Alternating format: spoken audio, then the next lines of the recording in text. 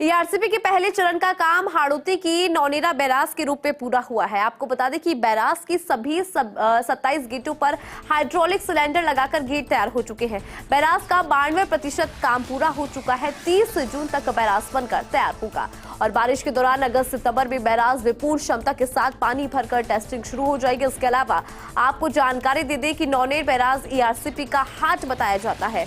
इसी बैराज पर पार्वती, काली सिंध और चंबल नदी के पानी का भी मिलन होगा, जिसे आगे लिफ्ट कर 21 जिलों में पहुंचाने की प्रक्रिया शुरू की जाएगी।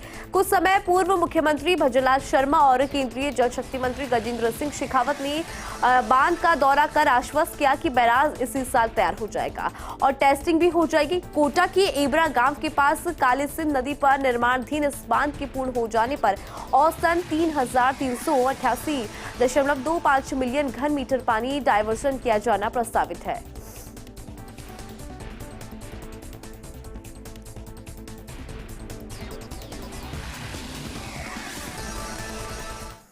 प्रतापगढ़ में भूमाफियाओं के साथ आदिवासियों की जमीन और सरकारी भूमि को भ्रष्ट अधिकारियों के साथ मिलकर हड़पने का मामला सामने आया। मामले में जांच कमेटी की रिपोर्ट आने के बाद पूर्व मंत्री और भाजपा नेता ने पूरी जांच कर सवालिया निशान लगाए हैं। कमेटी की ईमानदारी और निष्पक्षता पर संदेह जाहिर करते हुए इस पर गंभीरता से काम करने की बात को कहा। मीणा ने पूरे टीएसपी क्षेत्र में आदिवासियों की जितनी जमीन गैर आदिवासियों के नाम पर हुई है उसका सर्वे कराने की भी मांग उठाया।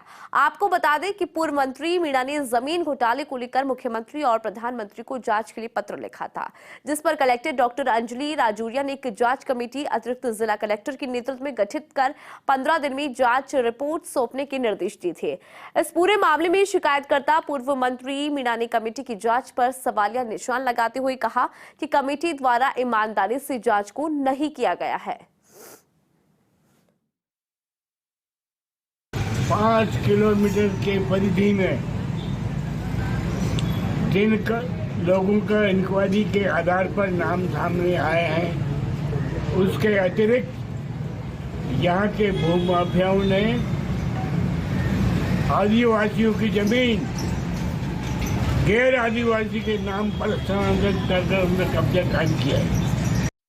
पुलिस मुख्यालय की एंटी गैंगस्टर टास्क फोर्स ने भरतपुर में गैंगस्टर कुलदीप जगीना हत्याकांड के मामले में फरार चल रही 50,000 रुपए के नामी सचिन को गिरफ्तार कर लिया है। गिरफ्तार सचिन भरतपुर का रहने वाला है। एडीजे क्राइम दिनेश शैमन ने बताया कि टीम को कुलदीप जगीना हत्याकांड में वांछित कुख्यात इनामी बदमाश सचिन के भरतपुर में छिपे होने की सूचना मिली थी। पुख्ता सूचना पर टीम ने लखनपुर और हलेना पुलिस टीम के साथ मिलकर इस कार्रवाई को किया। ऐसे में सिमला और लुल्हारा के बीच बांध पर बदमाश को दबोच लिया गया। बदमाश कुख्यात गैंगस्टर कुलदीप जगीना का साथी है, जिससे फिलहाल पूछताछ की जा रही है। भारत पाक सीमा से सटे सरहदी जिले जैसलमेर के रामगढ़ कस्बे में 4 गांव के ग्रामीण अक्टूबर 2023 से लेकर अभी तक करीब 166 दिन से धरने पर बैठे हैं। पिछले 3 दिन से ग्रामीण क्रमिक भूख हड़ताल पर भी बैठे हैं। वहीं ग्रामीणों ने प्रशासन को जगाने के लिए संपूर्ण विधि विधान के साथ सद्बुद्धि यज्ञ भी किया। वहीं मांगे न मानने की सूरत में लोकसभा चुनाव के मतदान की बहिष्कार की भी चेतावनी दी। ग्रामीणों की मांग है कि उपनिवेशन की जमीन को कुटरचित दस्तावेज लगाकर अलॉट की गई है। जमीन को खारिज करने और ग्राम पंचायत में लंबे अरसे से चल रही अनियमितताओं की निष्पक्ष जांच हो। इस संबंध में ग्रामीणों ने सद्बुद्धि यज्ञ कर तहसीलदार को कलेक्टर के नाम ज्ञापन सौंपा। इस मौके पर हमारे सहयोगी सूर्यवीर सिंह तंवर ने ग्रामीणों से खास बातचीत की। जैसलमेर जिले के रामगढ़ कस्बे में करीब 167 दिनों से है वो 4 गांव के ग्रामीण धरना दे रहे हैं और लगातार 3 दिन से कार्मिक अनशन पर भी है, लेकिन जिम्मेदार है वो सुध नहीं ले रहे हैं। और आज जिम्मेदारों को सुध लेने के लिए है वो सद्बुद्धि यज्ञ क्या है वो आयोजन किया जा रहा है। आपको तस्वीरें दिखाते हैं कि किस तरीके से है वो ग्रामीण है वो शासन प्रशासन को जगाने के लिए सद्बुद्धि यज्ञ का आयोजन किया जा रहा है। और सद्बुद्धि यज्ञ इसलिए किया जा रहा है ताकि जमीनी जो भ्रष्टाचार हुआ है और अनियमितताएं जो हुई है उन अनियमितताओं को लेकर जिस तरीके से शासन प्रशासन लगातार कार्रवाई करे और कार्रवाई को लेकर जिस तरीके से है जिम्मेदार हैं वो हरकत में आए। आज सद्बुद्धि यज्ञ किया गया है। कुछ ग्रामीणों से बात करते हैं कि किस तरीके से है उन्होंने आज सद्बुद्धि यज्ञ है वो आयोजन है वो आज किया गया है, किस तरह से आज यज्ञ को किया गया है और क्या अहमियता है वो भ्रष्टाचार को लेकर रखी गई है। आज हम करीबन 167 दिन से बैठे हैं यहाँ धरने पे। एक वाजिब मांग जो जिला प्रशासन या जो सरकार से एक मांग करनी चाहिए वही मांग है कि भ्रष्टाचार हुआ उसको उजागर होना चाहिए और गलत तरीके से जो जमीनें अलॉटमेंट हुई है वो जमीनें निरस्त हुई है और आगे जो जमीनें निरस्त नहीं हुई है उनको निरस्त की जाए। इस आधार पे वो नहीं कार्रवाई हो रही है, एक ठंडे बस्ते के माहौल में चल रहा है, इसलिए एक चिंताजनक बात हो गई। तो हमने एक यज्ञ करके उन प्रशासन, जिला प्रशासन, सरकार के प्रति सद्बुद्धि यज्ञ किया ताकि उनको सद्बुद्धि दे। भगवान ईश्वर से प्रार्थना है कि वो अपने जो अधिकार है, अपने हक के लिए, अपने जो कार्रवाई होनी चाहिए वो कार्रवाई तेज हो। ग्रामीणों में लगातार है वो आक्रोश देखा जा सकता है और लगातार ग्रामीण है वो मुख्य मांगों को लेकर है 167 दिन से धरने पर बैठे हैं, लेकिन शासन प्रशासन इसको लेकर कोई सुध नहीं ले रहा है। और आज मजबूरन जिस तरीके से है यहाँ पर ग्रामीणों ने है वो सद्बुद्धि यज्ञ किया है और यज्ञ में 3 से 4 गांव सम्मिलित हुए हैं और कहीं ना कहीं इस खबर देखने के बाद जिम्मेदार हरकत में आएंगे और लगातार जिस तरीके से जो भ्रष्टाचार टीम की जो कमेटी बनाई गई है उस कमेटी है वो मौके पर पहुंचेगी और मौका मुहैया कर इस बढ़ते भ्रष्टाचार को रोकने का सुध लेगी। सहयोगी तन्मय बिस्सा के साथ सूर्यवीर सिंह तंवर, फर्स्ट इंडिया, जैसलमेर।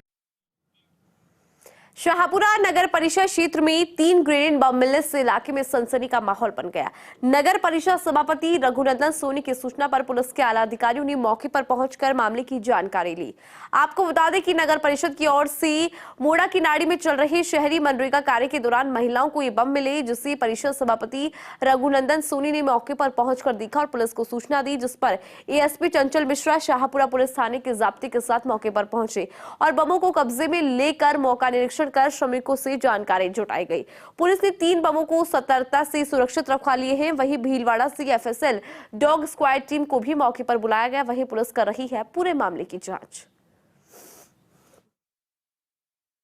द्वारा नरेगा के तहत मोड़े की, जिसको हम पाल बोलते हैं, मोड़े की जो ये नाडी है, यहाँ पर नगर परिषद द्वारा नरेगा के तहत कार्य प्रारंभ करवाया गया। काफ़ी दिन से यहाँ कार्य प्रारंभ हुआ है और आज सूचना मिली कि खुदाई के दौरान ग्रेनाइट मिले हैं, तो इसकी पुलिस प्रशासन को सूचना दी। पुलिस प्रशासन और मीडिया के बंधु मौके पर पहुंचे हैं और आवश्यक कार्रवाई प्रारंभ कर दी गई। बारा की कोतवाली थाना क्षेत्र में दिन दहाड़े बाइक सवार 3 युवकों ने बारा निवासी दिलीप प्रजापत पर फायरिंग कर दी। हमलावरों ने दिलीप पर 3 गोलियां चलाई।